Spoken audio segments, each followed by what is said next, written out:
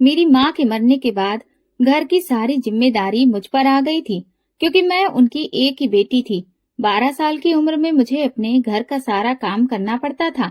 अपने बूढ़े पिता की सेवा कर करके मैं थक चुकी थी। मेरा बाप एक बूढ़ा आदमी था, जबकि मेरी माँ जवान और खूबसूरत थी। एक बूढ़े आदमी से शादी करने के बाद भी मेरी माँ ने पिता के दिलो जान से सेवा की थी। उन्होंने कभी मेरे पिता को ये एहसास नहीं दिलाया था कि आप बूढ़े हैं और मैं जवान हूँ। मैं 12 साल की उम्र तक अपनी माँ को कभी भी उनसे शिकायत करते हुए नहीं सुना था कि मेरी शादी एक बूढ़े इंसान से क्यों करवा दी गई है। मुझे तो ये मालूम नहीं था कि माँ की शादी किस मजबूरी की वजह से एक बूढ़े इंसान से कराई गई, क्योंकि उस वक्त मैं बहुत छोटी थी। जब मेरी माँ इस दुनिया से चल बसी और फिर पिता की सारी जिम्मेदारी मुझ पर आ गई, क्योंकि माँ के होते हुए मैंने कभी भी घर का कोई काम नहीं किया था, इसलिए मुझे इस बात का अंदाजा बिल्कुल भी नहीं था कि घर का काम किस तरह से किया जाता है और खाना वगैरह किस तरह से बनाया जाता है। मुझे जिस तरह से हो पाता था मैं कर लेती थी, पर मेरे पिता को मेरा बनाया हुआ खाना बिल्कुल भी पसंद नहीं आता था। खाना खाते वक्त वो अक्सर मुझे डांटा करते थे कि किस तरह का खाना बनाया है। कभी रोटी जली हुई होती तो कभी सब्जी में नमक या मिर्च कम या ज्यादा हो जाता। मुझे बिल्कुल भी अंदाजा नहीं होता था कि किस चीज में कौन सी चीज कितनी डालनी चाहिए। इसीलिए हर रोज ही मुझे अपने पिता से डांट सुनने को मिल जाती थी। क्योंकि मेरी उस वक्त पढ़ाई की उम्र थी, तो मैं दरवाजे पर खड़ी मोहल्ले के सारे बच्चों को उम्मीद भरी नजरों से देखा करती थी कि काश मैं भी कभी स्कूल जा पाती और मैं भी पढ़ पाती, क्योंकि मुझे पढ़ाई का बहुत ज्यादा शौक था। पर इतनी छोटी सी उम्र में मुझ पर घर की इतनी जिम्मेदारियां आ गई थी कि मुझे स्कूल जाने का वक्त बिल्कुल भी नहीं मिल पाता था। जब मैं दरवाजे पर खड़ी स्कूल जाते हुए बच्चों को देखती रहती थी, तो मेरे पिता कभी कभार मुझे देख लेते तो बहुत ज्यादा डांटते थे कि दरवाजे पर खड़ी तमाशा ही देखती रहती हो, इसीलिए तो तुम्हारा घर के कामों में दिल ही नहीं लगता और ना ही तुम कुछ सीख पाती हो। पिता को जब मेरा कोई भी काम पसंद नहीं आया, तो मेरे पिता ने एक बार फिर से शादी करने का फैसला किया। क्योंकि मेरे पिता काफी बूढ़े थे, उनको बहुत ही ज्यादा सेवा की जरूरत थी, जो मुझसे अब नहीं हो पाती थी। मेरे पिता का ये फैसला सुनने के बाद मैंने सुकून की सांस ली कि चलो, अब मेरे पिता की जिम्मेदारियां तो उनकी नई बीवी उठा लेगी। कुछ ना कुछ काम का बोझ तो मुझ पर से उतर जाएगा। पर ये मेरी बहुत बड़ी गलतफहमी थी। मेरे पिता ने एक तलाकशुदा औरत से शादी कर ली थी। इससे पहले से ही उसके 2 बेटे थे, जो वो अपने साथ ही घर में लेकर आई थी। वो औरत काफी चालाक और तेज तर्रार मिजाज रखने वाली थी। मैंने यही सोचा था कि उस औरत के आने के बाद वो सारा घर खुद ही संभाल लेगी, पर मेरी ये सोच गलत थी। उसने घर का कोई भी काम करने से इनकार कर दिया था और सारे घर का काम वो मुझसे ही करवाती थी।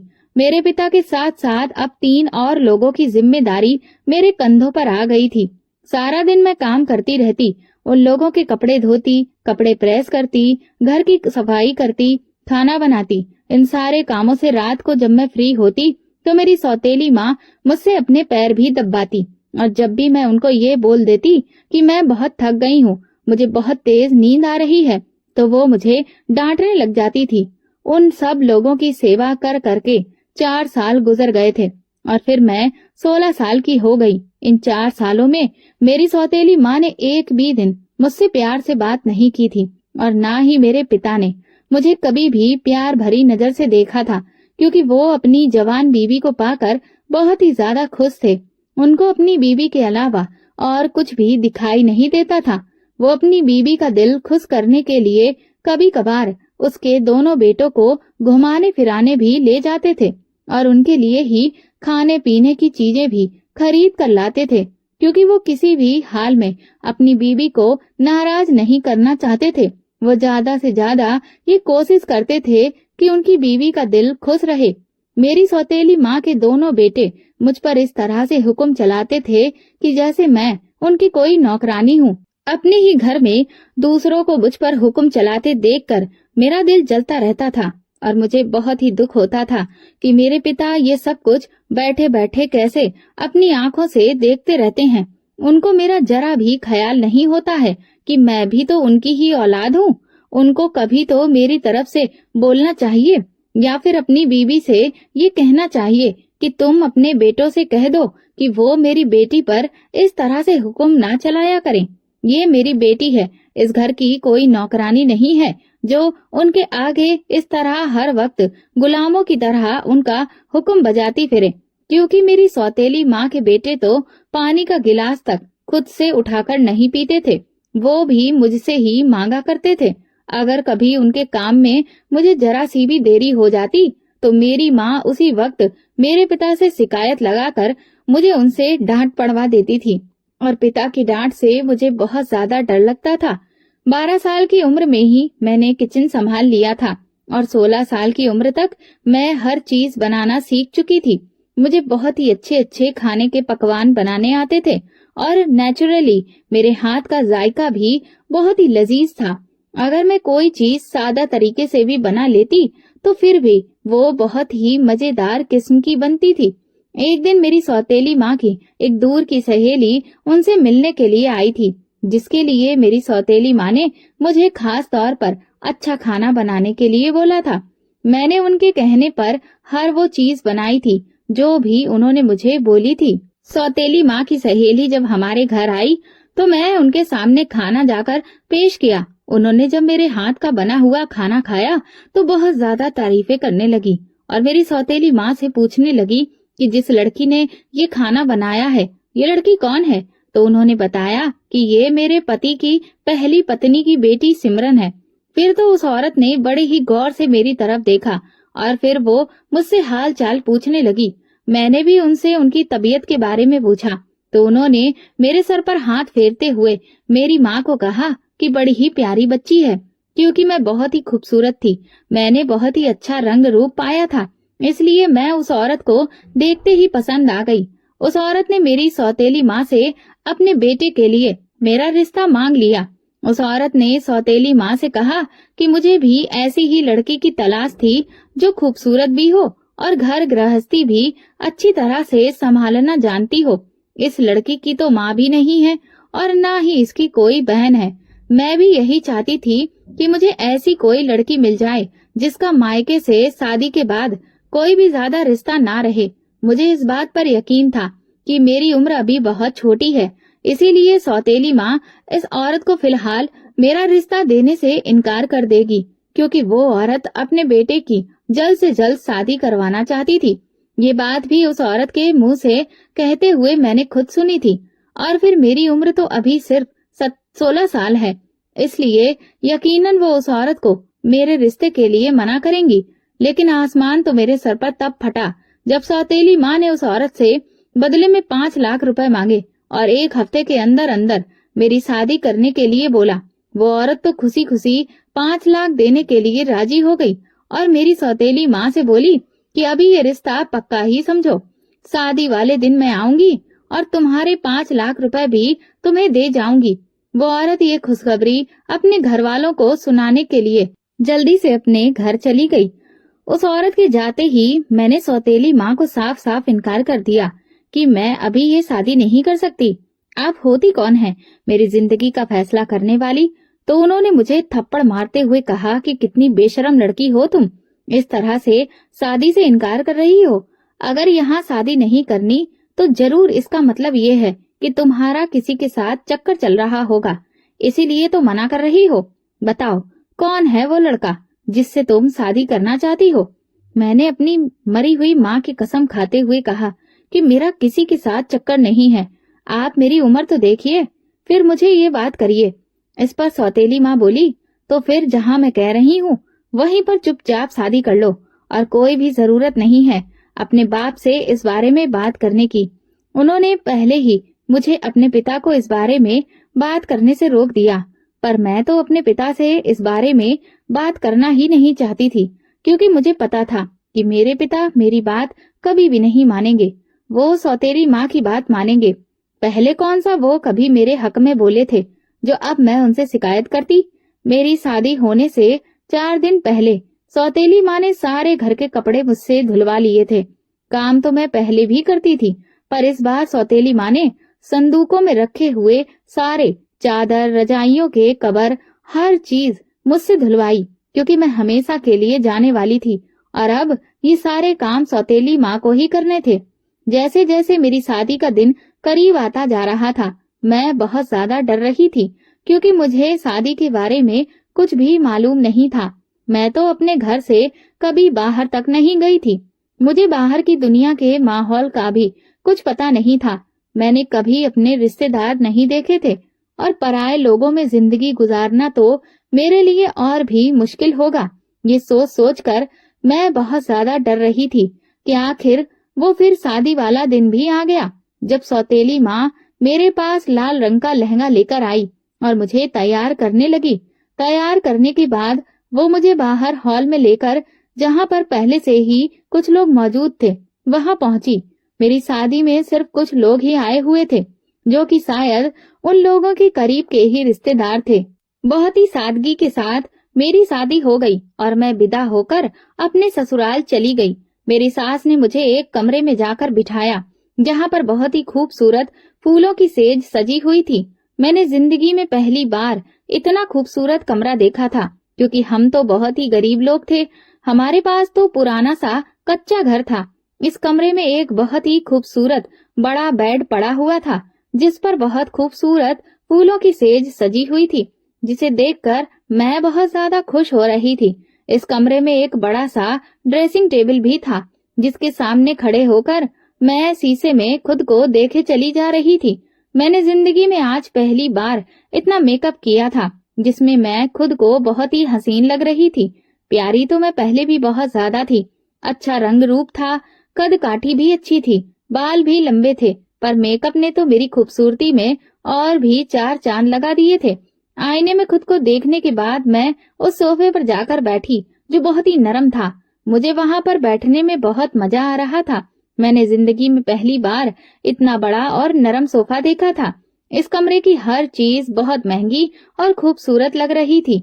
मुझे ये सब कुछ देखने से ही अंदाजा हो रहा था कि जहाँ पर मैं शादी करके आई हूँ, ये लोग काफी अमीर लग रहे हैं।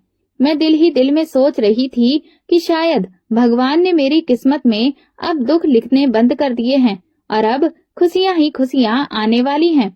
मैं अपनी आने वाली जिंदगी के बारे में सोच सोच कर बहुत ज्यादा खुश हो रही थी, जब दरवाजा खुलने की आवाज आई और एक खूबसूरत और नौजवान सा लड़का अंदर आया और उसने आते ही कुंडी लगा दी, जो कि मेरा पति था। वो आकर मेरे पास बेड पर बैठ गया। उसने मुझे प्यार से मुस्कुराकर देखा। मैं भी उसे देखकर मुस्कुरा दी। फिर उसने मुझे देखकर मेरी खूबसूरती की तारीफ करना शुरू कर दिया, जो मुझे बहुत ही अच्छी लग रही थी। जिंदगी में पहली बार मेरी किसी ने तारीफ की थी, वरना मायके में तो सिर्फ मैंने डांट ही सुनी थी। उसने अपनी जेब से एक डिब्बी निकालकर उसमें से एक सोने की अंगूठी निकालकर मेरे हाथ में पहनाई और मुझे कहने लगा कि ये आपकी मुंह दिखाई का तोहफा है। जिंदगी में पहली बार मुझे किसी ने तोहफा दिया था, जिसे देखकर मैं बहुत खुश हो रही थी। इस अजनबी से इंसान में इतना अपनापन और प्यार था कि मुझे कभी जिंदगी में अपने खून के रिश्तों से भी इतना प्यार नहीं मिला था। उसके बात करने का अंदाज, उसका इतना मीठा लहजा मेरा दिल जीत चुका था। जिस शादी से मैं कुछ दिनों पहले नाखुश थी, अब इस शादी से मैं बहुत ही ज्यादा खुश होने लगी थी। प्यार भरी बातों में किस तरह से सारी रात गुजर गई पता ही नहीं चला। जब अगली सुबह को मेरे पति ने एक गुलाब का फूल मेरे गाल पर रखते हुए मुझे जगाया तो मेरी आंखें खुली। आज जिंदगी में पहली बार मैं इतनी देर से उठी थी, क्योंकि अपने घर में तो मुझे सुबह 4 बजे ही उठने की आदत थी। आज मैं पता नहीं कैसे इतनी देर तक सोई रही हूँ।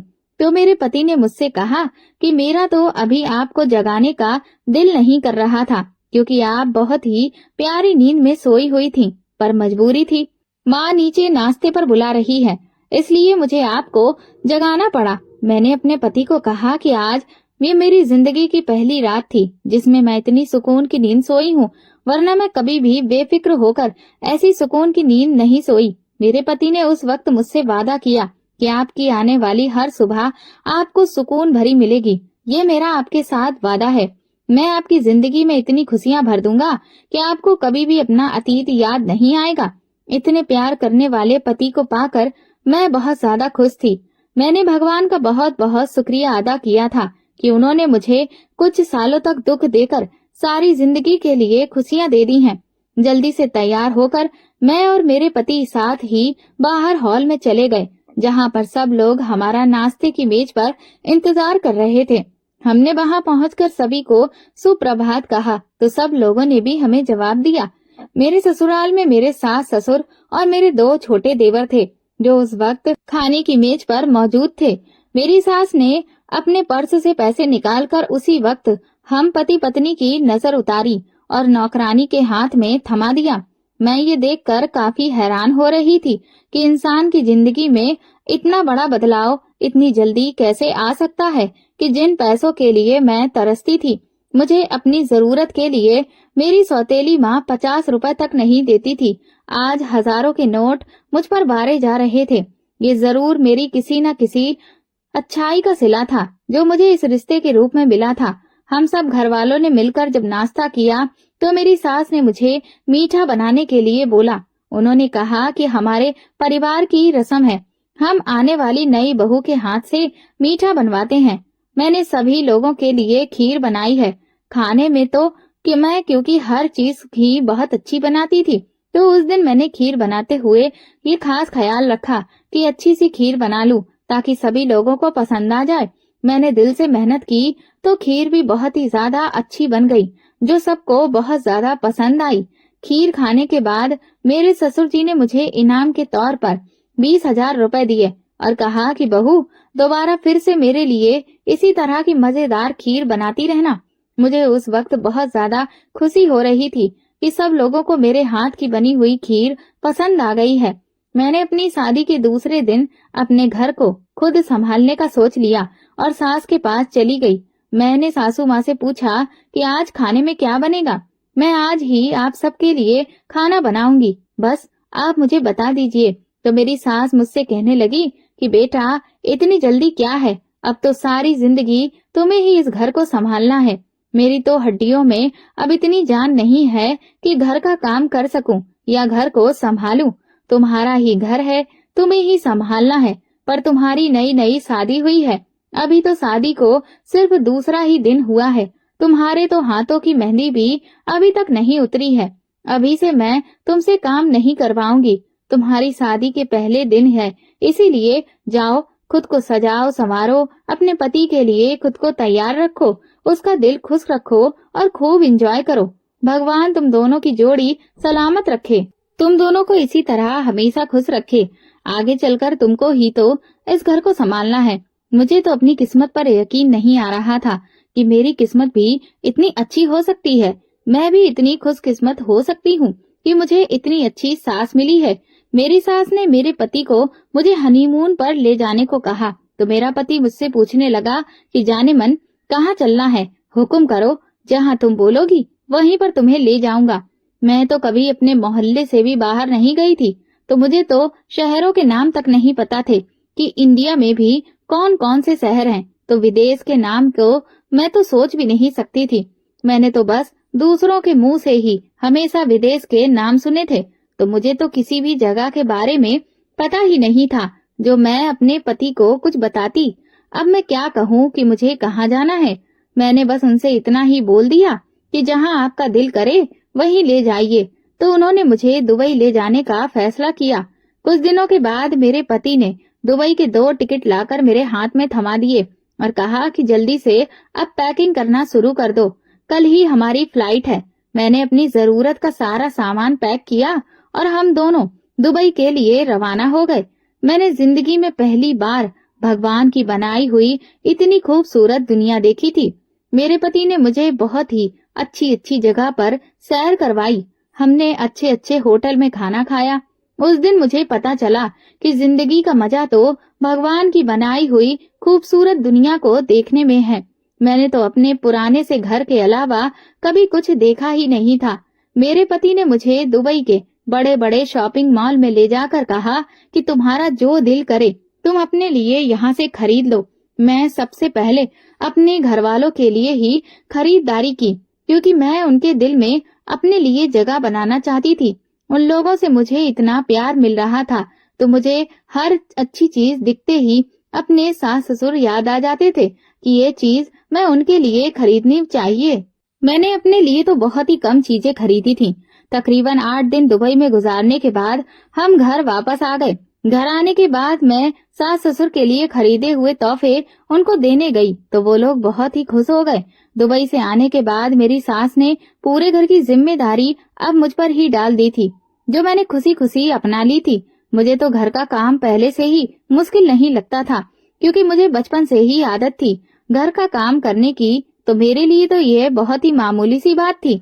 मैं खाना बनाने के बाद सारे घर की सफाई भी खुद ही कर लेती थी। हमारे घर में नौकरानियां तो थीं, लेकिन मुझे इतना खूबसूरत घर की सफाई करना बहुत अच्छा लगता था। मैं तो अपने कच्चे से घर को भी साफ सुथरा रखती थी, पर अब तो ये एक महल से कम नहीं था, तो मैं इसको भला कैसे साफ ना रखती। मेरी सास मुझसे अक्सर बोला करती थी कि साफ सफाई के लिए मैंने नौकरानियां रखी हुई हैं, बस तुम खाना बना लिया करो। पर मुझे घर की सफाई खुद करना बहुत अच्छा लगता था, इसीलिए कभी कभार मैं कर लेती थी। सारा दिन खुद को काम में व्यस्त रखकर जब मैं कमरे में जाती तो मेरा पति अक्सर मुझसे शिकायतें करता कि जब से तुमने घर संभालना शुरू किया है तब से तुम मुझे बहुत ही कम टाइम दिया करती हो। असल में वो ठीक ही बोलते थे। मैंने खुद ही उन लोगों से ज्यादा घुल मिल नहीं पाती थी, क्योंकि वो अजनबी लोग थे। मैं कोशिश करने के बावजूद भी उन लोगों से ज्यादा बातचीत नहीं कर पाती थी, फिर चाहे वो मेरे पति ही क्यों ना हो, क्योंकि मैं हमेशा ही घर में अकेली पली बड़ी थी। मेरी सौतेली माँ भी मेरी शादी से 4 साल पहले ही आई थी। मुझे ज्यादा लोगों में रहने की बहुत ही कम आदत थी। मैं अकेले जिंदगी गुजार कर अकेलेपन की आदी हो चुकी थी, इसलिए मुझे किसी से भी बात करने की आदत नहीं थी। इस कारण मैं खुद को घर के काम में व्यस्त रखती थी, ताकि मुझे किसी से बात ना करनी पड़े। मेरे पति को तो मुझसे शिकायत थी, पर मेरी सास मुझसे बहुत ही ज्यादा खुश थी, क्योंकि उनको मेरा इस तरह से घर संभालना बहुत ही अच्छा लगता था। वो अक्सर मुझसे कहती थी कि मुझे बहू के रूप में बेटी मिल गई है, क्योंकि मैं काम करने के बाद अक्सर सास के पैर भी दबा दिया करती थी। मैं उनकी बहुत बड़ी शुक्रगुजार थी, क्योंकि उन्होंने ही तो मुझे अपने बेटे के लिए पसंद किया था, और मैं उनके इस आलीशान घर में बहुत ही खुश और सुखी जिंदगी गुजार रही थी। ये सब कुछ उनकी वजह से ही हुआ था, इसीलिए मैं उन्हें ज्यादा से ज्यादा खुश करना चाहती थी। एक दिन मैं अपने पति के साथ अपने कमरे में बैठी बातें कर रही थी कि तभी अचानक मेरी सास के जोर से चिल्लाने की आवाज आई, जो अपने बेटे यानी कि मेरे पति रवि को बुला रही थी। और इस तरह उनकी ऊंची ऊंची आवाजें सुनते ही हम लोग काफी घबरा गए और दौड़ते हुए उनके पास गए, तो सामने का नजारा देखकर हमारे पैरों तले से तो जमीन ही निकल गई थी, क्योंकि वहां पर मेरे ससुर नीचे जमीन पर गिरे पड़े थे और मेरी सास उनके साथ में बैठी जोर जोर से रो रही थी। मेरे पति ने अपने पिता को उसी वक्त उठाया और गाड़ी में डालकर जल्दी जल्दी अस्पताल की तरफ भागे। अस्पताल ले जाने के बाद पता चला कि मेरे ससुर को पैरालाइज का अटैक हुआ है। ये खबर सुनते ही मेरी सास और भी ज्यादा रोने लगी थी। फिर मैंने अपनी सास को दिलासा देते हुए चुप करवाने की काफी कोशिश की थी, पर उनके लिए तो अब ये खबर काफी बुरी थी, इसलिए फिलहाल तो वो चुप होने का नाम ही नहीं ले रही थी। कुछ दिन अस्पताल में गुजारने के बाद मेरे पति ने अपने पिता को घर लाना ठीक समझा।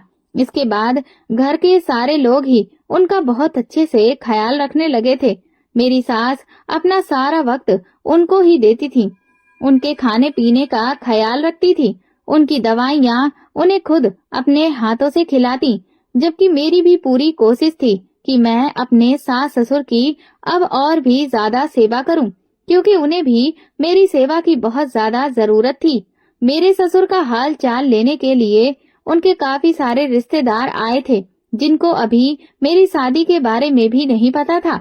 एक दिन आए हुए मेहमानों के लिए चाय लेकर जब मैं सास ससुर के कमरे में गई, तो वहां पर एक बहुत ही बूढ़ी औरत बैठी थी, जो मेरी सास को कह रही थी कि तुमने हमें तो शादी के बारे में बताया ही नहीं, क्योंकि तुम तो हमें अपना दुश्मन समझती हो, पर अब जिसे तुम ब्याह कर अपने घर में ले आई हो वो भी तो तुम्हारे लिए मनुष्य साबित हुई है।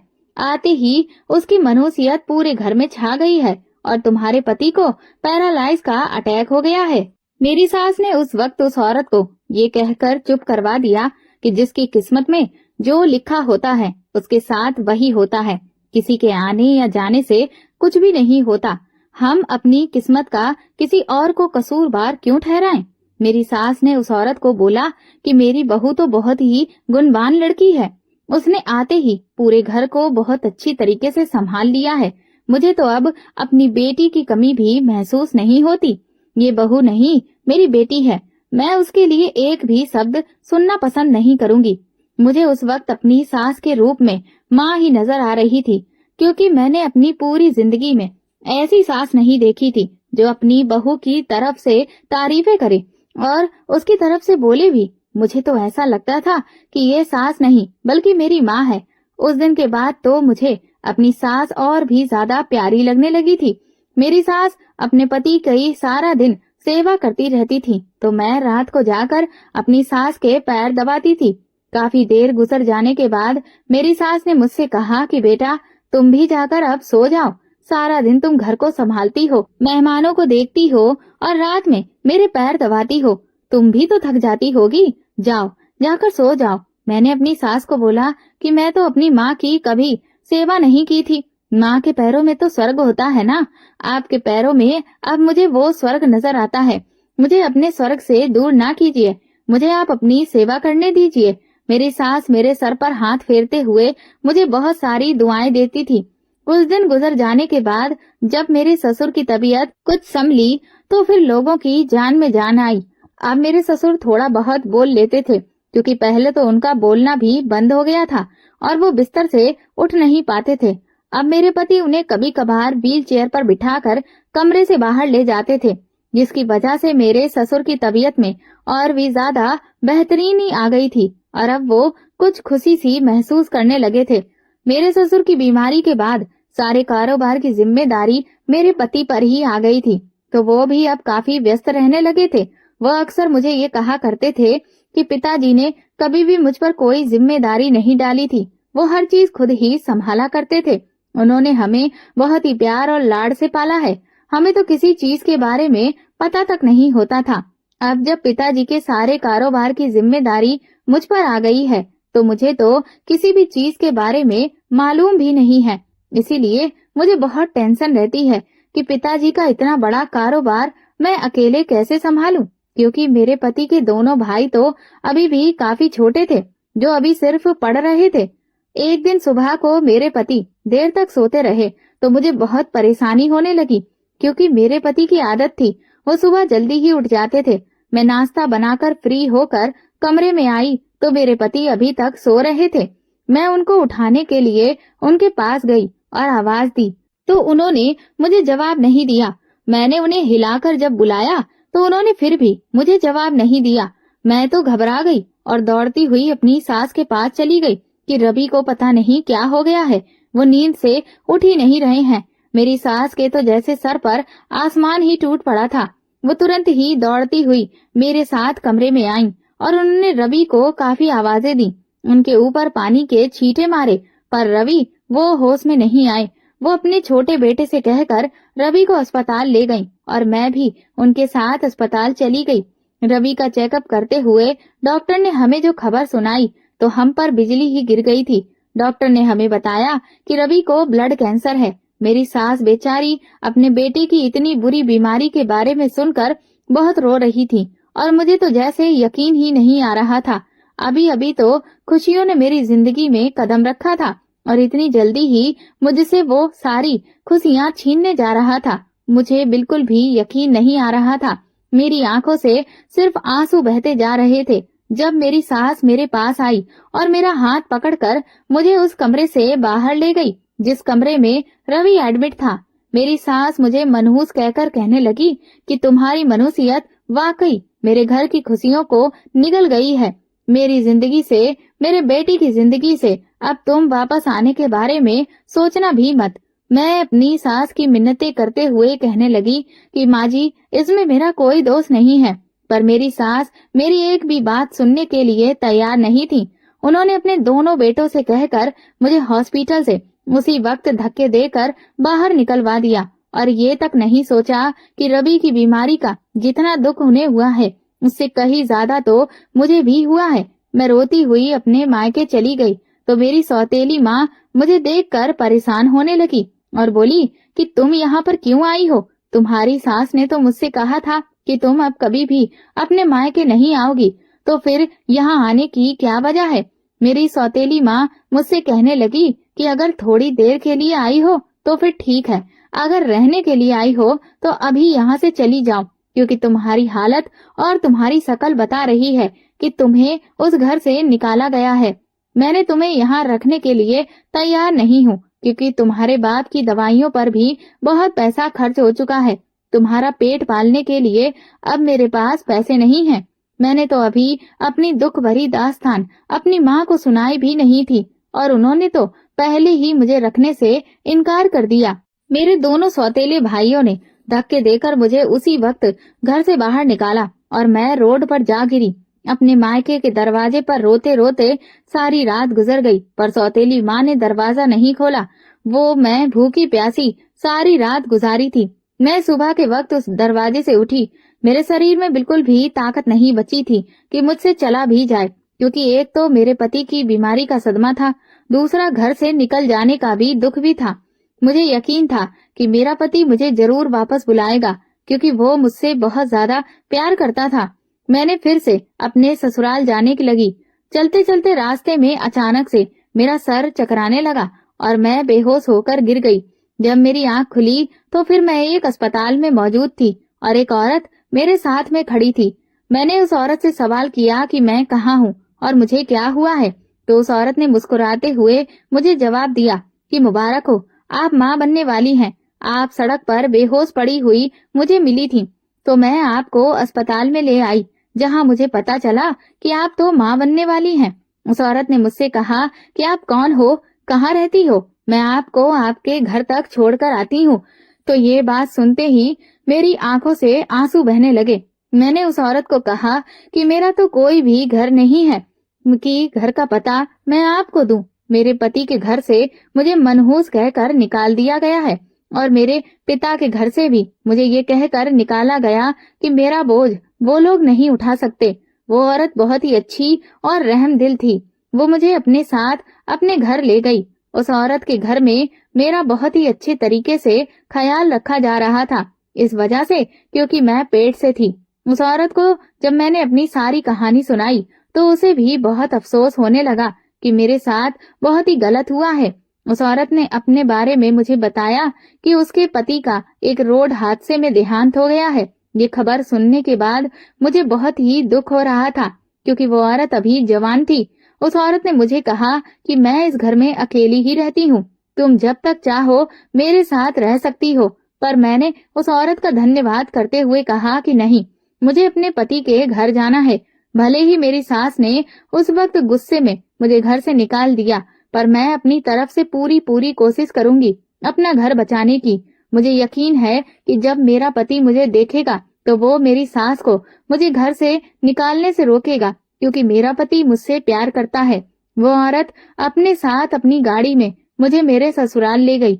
मेरे तो पैरों तले से जमीन निकल गई ये देखकर कि जब हम वहां पहुंचे और देखा कि मेरे ससुराल वाले घर पर तो ताला लगा हुआ था और वहां मोहल्ले वालों से हमें पता चला कि ये लोग रवि का इलाज करवाने के लिए लंदन चले गए हैं और कभी भी वापस नहीं आएंगे। मैं अपनी किस्मत पर बहुत ही ज्यादा रो रही थी। उस नेक औरत ने मुझे हौसला देते हुए कहा कि शायद ये रिश्ता तुम्हारी किस्मत में आगे लिखा ही नहीं था, तो तुम सब्र के अलावा अब और कुछ भी नहीं कर सकती। उस औरत ने पूरे 9 महीने मेरा बहुत ज्यादा ख्याल रखा, जिसका एहसान जिंदगी भर मैं नहीं उतार सकती। जब मेरा बच्चा पैदा हुआ